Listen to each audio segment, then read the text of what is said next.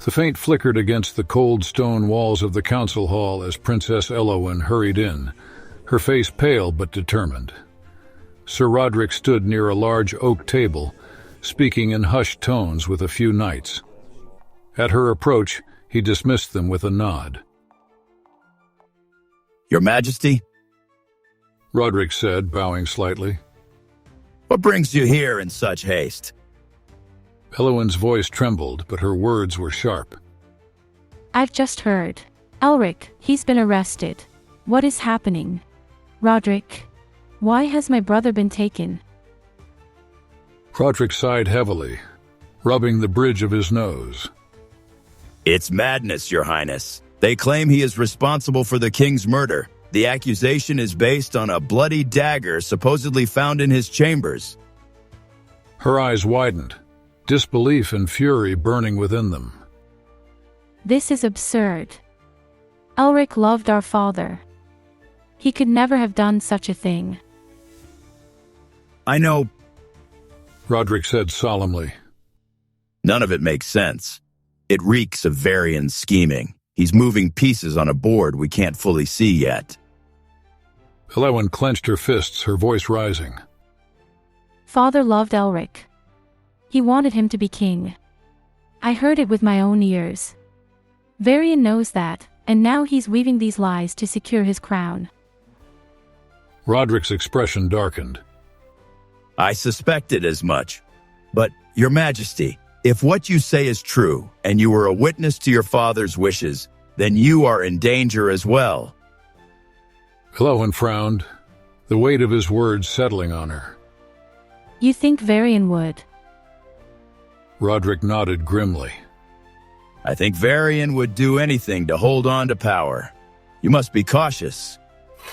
From his belt he drew a slender poignard, its blade glinting faintly in the torchlight. He handed it to her, hilt first. "Take this, Princess, just in case." She hesitated before accepting the weapon. "Thank you, Rodrik. I'll keep it close." "You'll need it." He replied. "Now, is there anything else I can do for you?" "Yes." Elowen said, straightening her posture. "Take me to my brother. I need to see him." Rodrik's brows furrowed. "The dungeon is heavily guarded.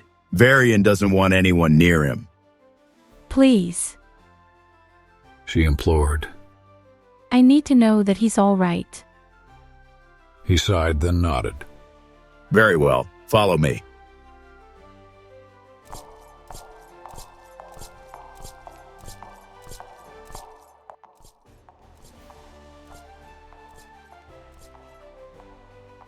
Walking through the long corridors of the castle, they came to the entrance to the dungeons. The descent into the dungeons was like stepping into another world. The air grew colder with each step, damp with the smell of stone and mold. Flickering torches cast long, shifting shadows, and the narrow corridors were eerily silent, save for the distant dripping of water echoing through the halls. As they approached the main entrance to the dungeon, two guards stepped forward, swords crossed to block their way. One of them, a burly man with a gruff voice, spoke. "Where are you going?" Rodrik's eyes narrowed. "To see the prince." The guard stiffened. "The king has ordered that no one is to speak with him. We can't let you through." Rodrik's voice rose firm and commanding. "I am Sir Rodrik, captain of the Royal Guard. If you don't step aside right now, I will cut you in half where you stand."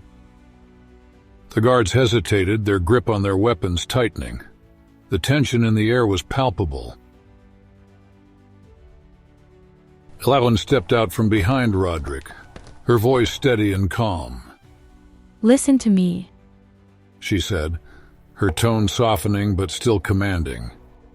"I am Princess Elowen, the daughter of the king, your king, who died only days ago. We are all on the same side. There is no need for us to spill each other's blood." The burly guard faltered, his resolve cracking.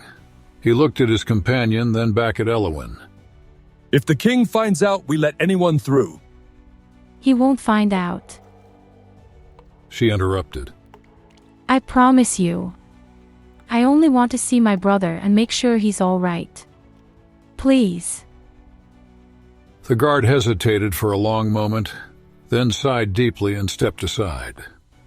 Fine, but don't take long. If anyone finds out, it'll be all our heads.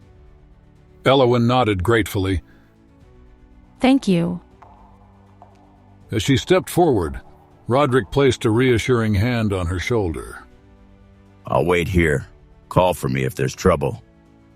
Elowen offered him a small, grateful smile, before disappearing down the dark corridor toward Elric's cell. Though the cell was dusty and damp, the space was brilliantly illuminated with two big windows on the wall with thick, rusted bars. Head down, Elric sat on the edge of a rough wooden bench, his hands firmly gripped. His armor had been taken off and replaced with a basic tunic. He peered swiftly at the sound of footfall. Elowen? He said, his voice thick with disbelief.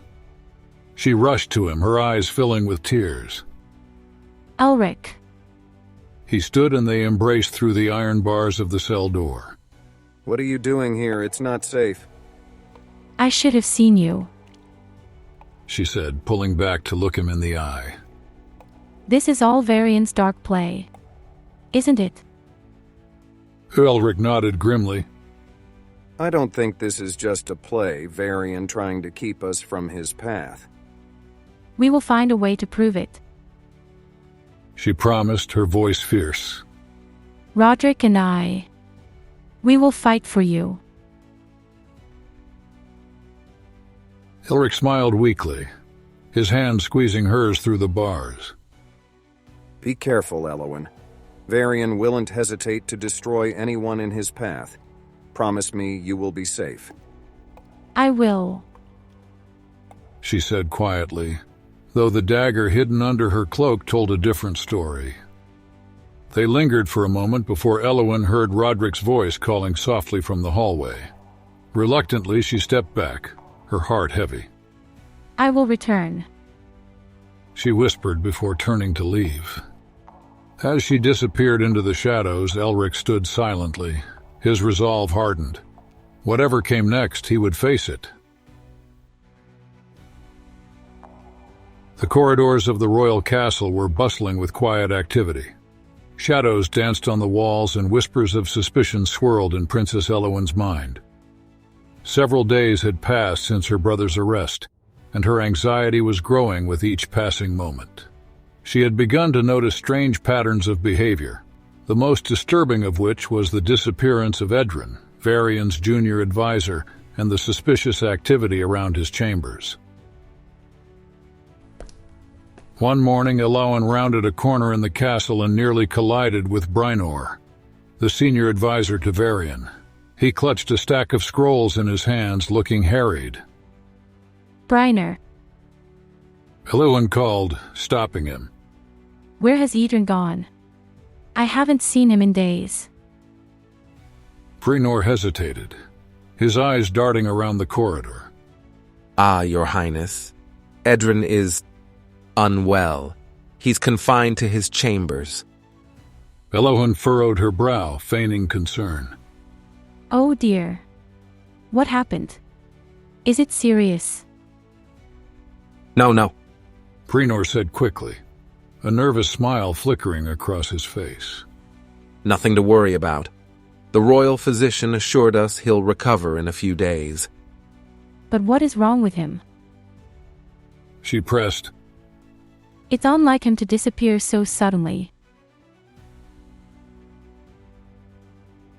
His demeanor shifted, his smile vanishing. It's a private matter, Your Highness.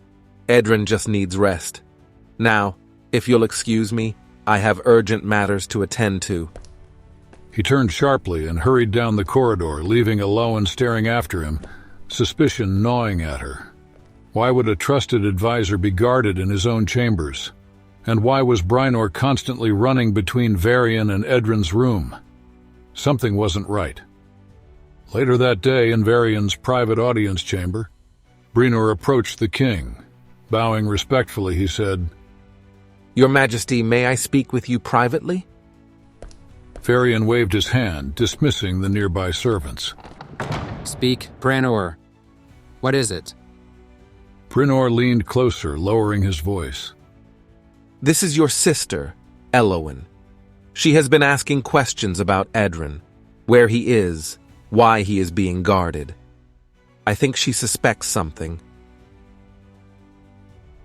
Varian's expression darkened and his lips twisted into a sneer. Of course she suspects. Elowen has always been too clever for her own good. She could cause trouble. Brenor said. Perhaps we should take action. Varian's eyes flashed with malice. I will deal with her personally. You focus on keeping Edran quiet. Make sure he doesn't do anything stupid. Brenor nodded. Yes, Your Majesty. That evening, Elowen was startled by a knock on the door. When she opened it, Varian stood there, his smile thin and cold. Varian, She said, her tone wary. what brings you here? He entered the room uninvited, his presence oppressive. Pack your things, Elowen. You are leaving, and call me His Majesty. I am your king. Leaving? Where? She asked. Your Majesty. To Varian, a kingdom in the south. He answered softly. You are to marry Prince Ulrich, heir to King Rendorn. Her jaw clenched.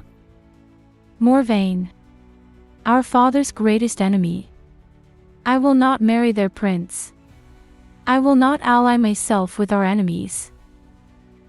Varian's expression twisted into a sneer. They are no longer our enemies. They are our allies now. Father's death has changed the situation, and you will play your part. I refuse. She said firmly, her voice shaking with anger. You may be king now, but you cannot command me to betray our father's memory. Varian stepped closer, his voice low and venomous. You have no choice, Elowen. This is not about your wishes. This is about preserving our power, our kingdom. Besides, He added with a cruel grin. one day you will thank me for sparing you the bloodshed that would otherwise have occurred. Elowen's heart pounded in her chest as she looked at her brother, the malice in his eyes unmistakable. You are a monster. She whispered. Varian smirked. Perhaps, but I am the king. With that, he turned and walked out, leaving Elowen alone in the flickering lamplight, her hands shaking with rage. She knew she had to act, and fast. If she didn't, Varian's plans would destroy not only her family, but the kingdom itself. The halls of the castle were dimly lit by flickering torches as Elowen hurried to Sir Rodrik's chambers. Her footsteps echoed off the stone walls, her resolve growing stronger with each step. When she reached his room, she knocked firmly, and the captain of the royal guard opened the door, looking surprised but concerned. Princess Elowen? Rodrik said, stepping aside to let her in. What brings you here so late? Elowen wasted no time. Rodrik. Something is very wrong. Edrin, my brother's second advisor, is locked in his room, with a guard outside. No one has seen him for days. He frowned. Locked in his room and guarded? That sounds odd. Idren has always been close to Varian. Why is he being treated like a prisoner? I don't know, Elowen replied, her voice laced with urgency. but I need to find out. Will you help me? Rodrik nodded firmly. Of course, Your Highness. Let's get this over with right now. Rodrik strapped his sword to his belt and they left the room and headed towards Edrin's room. As they walked through the castle, he motioned to two royal guards passing in the hallway. You two with me, he ordered. The royal guards exchanged glances but quickly followed, their boots clanking on the stone floor. As they approached Edrin's chambers, one guard stood at attention by the door. His expression grew wary as he saw them approaching. You may vacate your post. Rodrik said sharply. We will assume command. The palace guard blinked in confusion. I have received no such orders, Captain. Rodrik stepped forward, his voice firm and commanding. I am the captain of the Royal Guard. You will receive your orders now. Go. The palace guard hesitated, but under Rodrik's sharp gaze, he finally saluted and left, though his posture betrayed his uneasiness. Rodrik turned to the guards he had brought and pointed to the door. Stay here. No one enters or leaves without my orders. Yes, Captain. They chorused, taking their positions. Rodrik pushed the door open and he and Elowen stepped inside. The stench hit them immediately. A foul mix of sweat, unwashed clothes, and stale air. The room was a mess. Furniture overturned, and scraps of uneaten food scattered everywhere.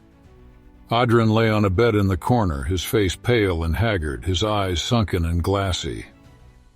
Elowen. Rodrik said grimly, surveying the mess.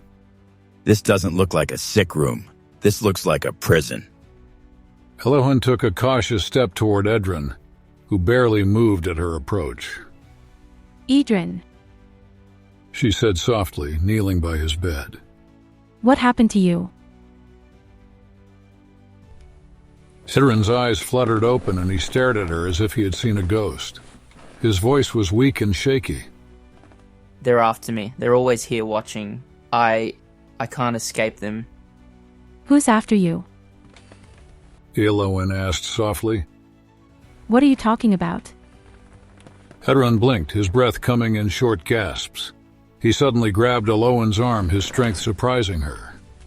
Forgive me. Forgive me. He whispered, tears streaming down his face. It was me. I killed your father. Elowen froze, her blood running cold. What? What are you saying?